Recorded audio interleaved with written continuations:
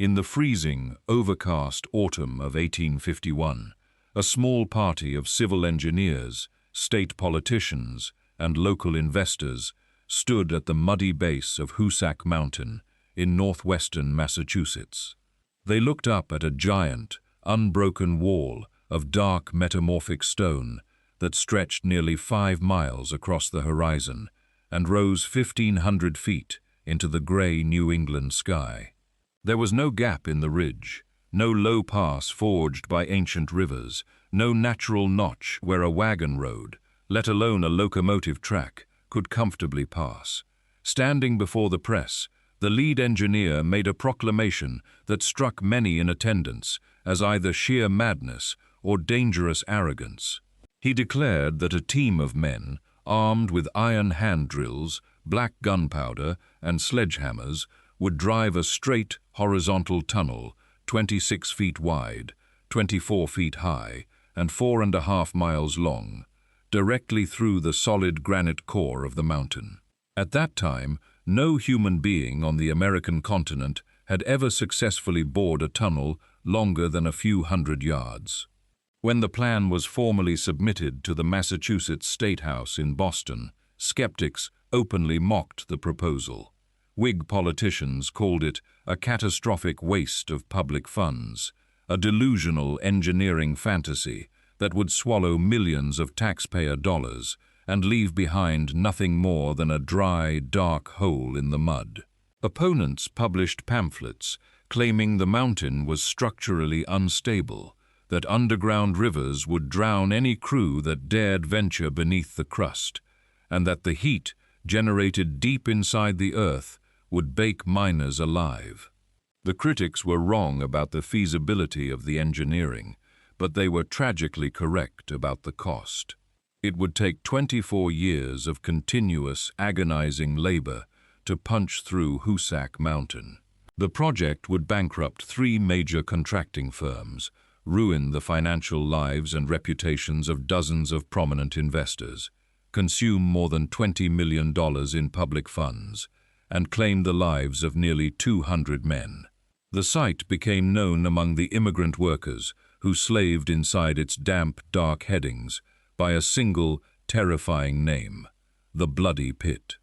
And here is the fundamental question that modern history so often fails to ask.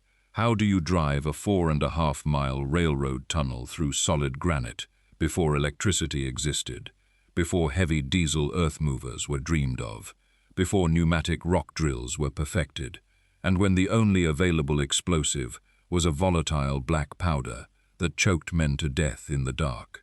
The answer is a saga of human endurance, tragic miscalculation, industrial horror, and the terrifying debut of one of the most unstable explosive substances ever synthesized by human chemistry: liquid nitroglycerin. Welcome to the bare hands. To understand why anyone in the mid-19th century would attempt an engineering feat of such immense danger and expense, you have to look at the economic map of the United States in the decades leading up to the Civil War. By 1850, Boston had emerged as the undisputed financial and manufacturing capital of New England. The city was ringed with sprawling textile mills and iron foundries, but Boston faced an existential economic crisis. It was geographically isolated from the vast, booming agricultural and mineral wealth of the American Midwest. To the west, New York had completed the Erie Canal in 1825, connecting the Hudson River to Lake Erie. Almost overnight, grain from Illinois and timber from Michigan flowed directly into New York Harbor, leaving Boston's harbor warehouses half empty. Boston's business leaders realized their survival depended on building a direct, high-capacity railroad line connecting Boston to the Hudson River at Troy, New York. From there, freight could move directly to the Great Lakes. There was only one physical obstacle standing in the way: the Hoosac Range. Locomotives of the 1850s were primitive, wood-burning machines with limited traction. They could not haul heavy freight trains up steep mountain inclines. A grade of more than 50 feet per mile was enough to stall a train. You could not build a railroad over Hoosac Mountain, and going around it added 50 miles of useless, winding track. The only way forward was to carve a level iron path straight through the mountain's granite heart. In 1851, ground was broken at the eastern base near the village of Florida, Massachusetts. The initial chief engineer, A.F. Edwards, recognized that hand labor alone would take over half a century. He convinced investors to commission a revolutionary 40-ton steam-powered rotary tunneling machine invented by Charles Wilson. The Wilson boring machine featured a circular cutter head 12 feet in diameter, studded with steel wheels. It promised to grind the stone into fine dust at a rate of several feet per hour. In early 1853, the machine was assembled at the eastern portal and fired up before a crowd of cheering reporters. The steam engine roared, the giant cutter head spun, and sparks flew in blinding showers. For 30 minutes, it performed miraculously. Then geology asserted itself. Hoosac Mountain was made of mica schist and quartz-bearing granite, among the hardest, most abrasive stone formations on Earth. Within 45 minutes, friction generated temperatures hot enough to soften iron. The steel cutting wheels flattened and sheared off. The heavy iron frame warped under pressure, and the machine ground to a permanent halt. The Wilson boring machine was dragged into the woods and abandoned. The contractors were forced to confront an agonizing truth. There would be no technological shortcut. The tunnel would have to be carved the ancient way, by human muscle, iron hand tools, and black powder. The excavation method used in the 1850s had changed very little since the Middle Ages. Work crews were divided into two groups, drillers and muckers. The drillers worked at the heading, a cramped, dripping space 8 feet high and 10 feet wide, lit only by the dim, orange glow of lard oil lamps. The air was suffocatingly stagnant, smelling of damp earth, human sweat, and sulfur fumes. The drillers worked in pairs, using a technique called double-jacking. One miner kneeled against the rock face, holding a heavy steel drill bit, 3 to 4 feet long, turning it 1/4 of a rotation after every blow. His partner stood beside him, swinging an 8 to 12-pound sledgehammer in a wide arc. The sledgeman had to strike the steel rod with absolute precision. A single miss in the flickering light would shatter his partner's wrists. In a grueling 12-hour shift, a skilled pair would manage to bore 6 or 8 holes into the rock face, 2 to 3 feet deep. When the holes were completed, the powder man packed them with coarse black blasting powder, tamped the charge with clay, lit a paper fuse, and shouted the warning, "Fire in the hole." The miners scrambled back down the tunnel. A violent roar shook the mountain, blowing out candles and shattering tons of granite off the rock face. Immediate silence followed, broken only by the sound of falling stone and the hiss of groundwater. And then came the smoke. Black powder produced thick, suffocating clouds of carbon monoxide and sulfur oxides. Because there was no mechanical ventilation, the toxic white fog sat in the damp air for hours. The miners had to wait in the pitch dark for the natural draft to drag the fumes toward the portal. When the air cleared just enough to see, the muckers moved in. Armed with heavy shovels and pickaxes, they loaded thousands of tons of sharp granite rubble into wooden cars, using blind mules to haul the stone out to the valley. Progress was agonizingly slow, barely 2 to 3 feet per day in good rock. By 1856, 5 years after breaking ground, the Troy and Greenfield Railroad ran completely out of money. The tunnel had penetrated less than 2,000 feet on the east side, and barely 1,000 feet on the west. Over 4 miles of solid granite remained untouched. Contractors defaulted on payrolls, leaving hundreds of immigrant Irish miners stranded without wages. In desperation, the company turned to Herman Haupt, a brilliant, iron-willed West Point graduate, and civil engineer. Haupt brought military discipline, reorganized work crews, built decent wooden barracks, and worked alongside his men in the damp headings. Under his leadership, progress doubled. Haupt believed he could finish the tunnel within 5 years if the state provided promised loans. But he had not accounted for political sabotage. Rival railroad interests secretly lobbied politicians in Boston. In 1861, a newly elected governor appointed a hostile state engineer who issued a biased report claiming Haupt's work was structurally unsafe. The state froze all loan payments. Haupt was ruined, losing his personal fortune. Work came to a complete grinding halt once again. Haupt left Massachusetts in disgust to offer his services to the Union Army during the Civil War. Behind him, he left an abandoned, flooded cavern. In 1862, faced with writing off millions in losses, the Commonwealth of Massachusetts made a historic decision. It took direct, official control of the Hoosac Tunnel. It became the first state-owned megaproject in American history. The state commissioners realized that digging from only 2 portals would take another 30 years. They made a radical, dangerous decision. They would sink a giant vertical shaft straight down from the top of Hoosac Mountain, 1,500 feet through solid granite, to the level of the proposed tracks. Once completed, miners could dig outward in 2 directions at once, creating 4 working faces instead of 2. In 1863, crews marked out the footprint of the central shaft on the Wilderness Mountain peak. Sinking a rectangular hole 1,500 feet deep was an engineering nightmare. Every piece of heavy machinery, steam boilers, and coal had to be hauled up steep mountain trails on sleds pulled by oxen. Down inside the narrow pit, water was the constant enemy. Groundwater seeped continuously through granite fractures, cascading down the walls in a relentless, freezing rain.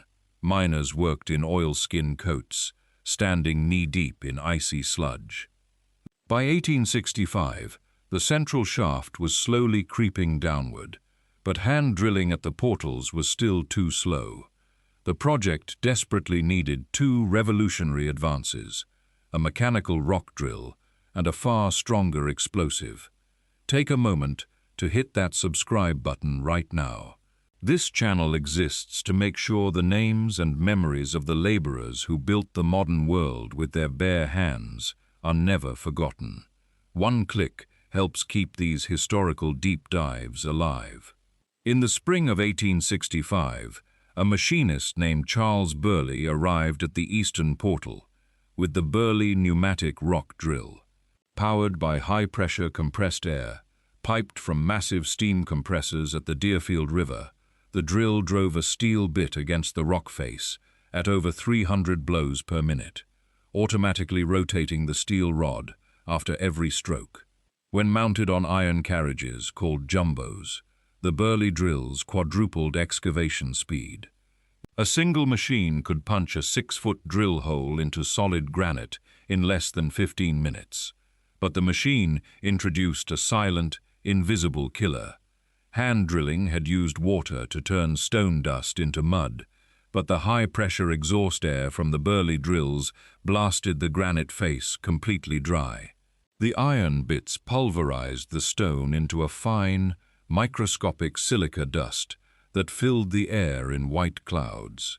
The miners inhaled it deep into their lungs. Long before medical science officially named the condition silicosis, the workers coughing in the dark called it granite rot. The microscopic quartz shards scarred and hardened the lung tissue. Within a few years, a strong young miner would develop a dry cough, progress to spitting blood, and eventually suffocate as his lungs calcified into stone. Scores of workers died in tenement beds years after leaving the mountain, completely uncompensated by the state. While the Burley drill solved the drilling problem, black powder remained too weak to break the stone fast enough. In 1865, Dr. George Mowbray, a British-born chemist, arrived at the mountain with liquid nitroglycerin. Nitroglycerin was 13 times more powerful than black powder and detonated with an instantaneous shockwave that pulverized granite. Furthermore, it produced almost no smoke, allowing crews to return to the heading within 10 minutes of a blast. However, in its raw liquid form, nitroglycerin was terrifyingly unstable. A minor physical shock, a dropped canister, or a temperature change could trigger an explosion that vaporized everything within 50 yards. Mowbray established an acid manufacturing plant directly on the mountain slope. To make transport safer, he developed a cold chain system, freezing the liquid into solid blocks in copper canisters surrounded by ice baths.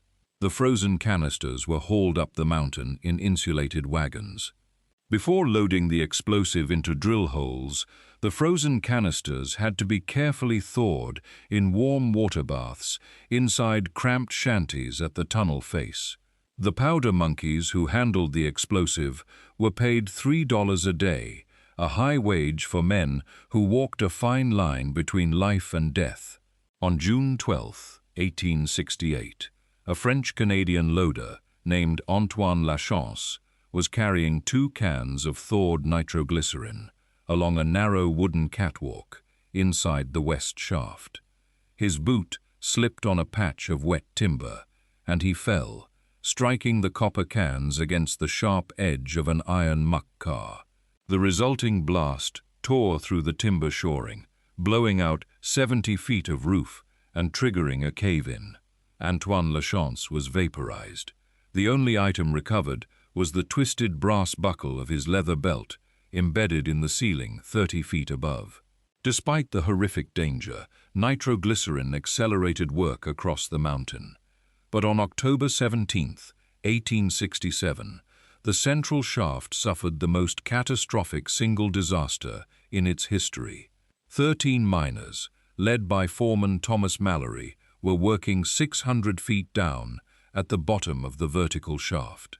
At the surface, a leak in a gasoline line inside the wooden hoist building ignited from a spark off a steam engine's firebox. Within minutes, the entire wooden building over the mouth of the shaft was engulfed in a roaring inferno. The fire burned through the heavy hoisting cables holding the timber platform. Tons of burning wood, molten iron machinery, heavy cast iron gears, and tools plunged down the open 1,500-foot shaft like artillery fire. The 13 men at the bottom were trapped. Flaming debris rained down upon them, while suffocating carbon monoxide filled the vertical pipe. At the surface, the fire burned out, leaving a smoking rim. A brave engineer, G.M. Gallup, was lowered down in a small iron bucket on a hand winch to check for survivors. As he passed 300 feet, the carbon monoxide grew so thick that he lost consciousness and had to be yanked back to the surface. He reported that the bottom of the shaft was filled with poisonous gas and flooded under 50 feet of icy water. All 13 men were dead. Because the hoisting machinery was destroyed, the bodies remained submerged at the bottom of the flooded shaft for a full year. It was not until October 1868 that high-capacity pumps drained the water. When workers finally cleared the debris, they discovered that several miners had survived the initial impact of the falling iron. They had built a crude timber raft to keep themselves out of the rising water and waited in total suffocating darkness for help that never came before dying of carbon monoxide poisoning. Outraged by the disaster, the public demanded reform. In December 1868, the state of Massachusetts surrendered direct management and signed a $5 million contract with 2 Canadian civil engineering brothers, Walter and Francis Shanley. The Shanley brothers brought rigid military-style discipline. Walter Shanley lived at the portal, walking the wet headings daily. He fired negligent foremen, doubled safety inspections, raised miner wages to $2.50 a day, and installed massive steam-driven exhaust fans to clear fumes. 4 separate crews were now working around the clock, driving west from the east portal, east from the west portal, and outward in both directions from the bottom of the central shaft. They worked guided only by the precise mathematical calculations of surveyor Thomas Doane. To align 4 separate headings digging toward each other through miles of pitch-black granite, Doane used transit sight towers on mountain peaks and suspended 15-pound copper plumb bobs on piano wire down the 1,500-foot central shaft. To stop the plumb bobs from swaying in the drafty shaft, Doane immersed the copper weights in barrels of thick molasses at the bottom. By 1872, blasts of liquid nitroglycerin echoed through the mountain day and night. The human cost remained unrelenting. On April 19, 1873, a 31-year-old Irish miner named Patrick Joyce was operating a Burley drill. A 300-pound granite slab detached from the untimbered ceiling 40 feet overhead and plunged down, striking Joyce across the back and pinning him against the iron carriage. He lived for 4 hours in the portal shanty, asking the foreman to ensure his final wage packet of $14 was sent to his sister in Boston. His cause of death was logged in 3 short words: crushed by stone.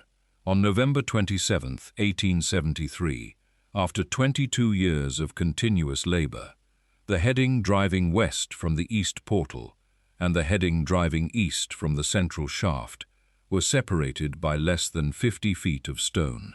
The final drill holes were bored and packed with nitroglycerin. At 3:30 in the afternoon, Walter Shanley pressed the electric blasting battery. A deafening explosion shook the mountain. When the smoke cleared, miners scrambled forward to find a jagged hole 5 feet wide. Through the gap, flickering candle lights from the opposite crew were visible. A wild cheer erupted as miners reached through the rock to shake hands with their brothers. When Thomas Doane measured the alignment, he was stunned. After digging from opposite sides of a mountain through 4.5 miles of rock over 2 decades, the 2 headings met with flawless precision. Horizontal alignment was off by less than 9/16 of an inch, and vertical alignment by less than 1/4 of an inch. Nearly 2 years of finishing work followed. Stonemasons laid over 20 million hand-molded red bricks to form a continuous load-bearing arch through the softest schist sections, protecting tracks from cave-ins.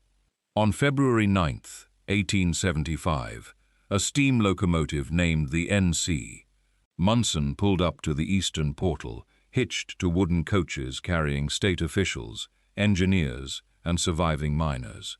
The train glided through 4.5 miles of pitch-black stone in 25 minutes, emerging into the winter sunlight at North Adams to the cheers of 20,000 citizens. The Hoosac Tunnel was complete. At 4.75 miles long, it was the longest tunnel in North America and saved Boston from economic irrelevance, slashing freight transit times to the Midwest in half. Today, more than 150 years later, freight trains still rumble through that dark granite vault every single day. The brick arches built by hand in the 1870s still hold back the weight of the mountain, and groundwater still drips onto the steel rails in the dark. The official records list nearly 200 men who died building the Hoosac Tunnel, though silicosis claimed hundreds more in the years that followed.